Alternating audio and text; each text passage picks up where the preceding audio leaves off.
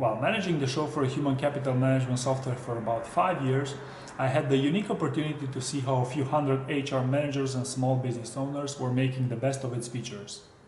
Here is my advice when it comes to going digital and to using software in general.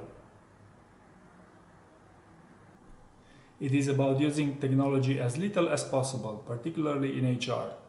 Using software all day long is a sure path to failure through irrelevance. And there are interesting correlations between usage patterns and efficiency. For example, the most frequent logins were from the people that were the most likely to be fired or were simply too reactive in their approach to get things done properly. What gives the best pattern for usage? I believe there are two ingredients. At first, you must get hooked into a system, not the software or your phone. This means you actually enjoy the hiring or the appraisals process. And second, be agile. See the software as a tool to get things done as quickly and as efficiently as possible. Online ads and digital advertising in general is rarely a craft that HR can master. Recruiters are not meant to track budgets, build funnels, or do A/B testing to see what works. If you are into managing recruitment advertising campaigns, you can be sure that your provider will be remunerated for the ads you post on various job boards, so you should at least ask them to provide you with relevant analytics of the effectiveness of your campaigns. The best way to see if your strategy works is to link your data points from advertising campaigns with the retention events. Newer recruitment advertising strategies involve blogging and social networking to eventually trigger a networking effect to attract interesting candidates.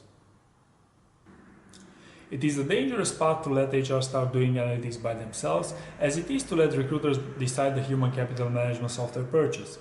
To explain, software is everywhere because it is fast and often is intentionally designed to be addictive. Social networks are the best examples.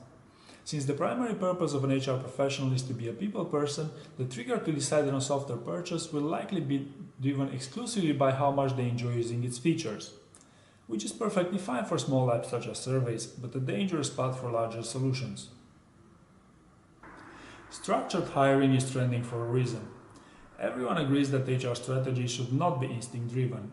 Yet, after seeing 100,000 candidates pass through an applicant tracking system, doing things in an organized manner is still far from being the norm. What is the best approach?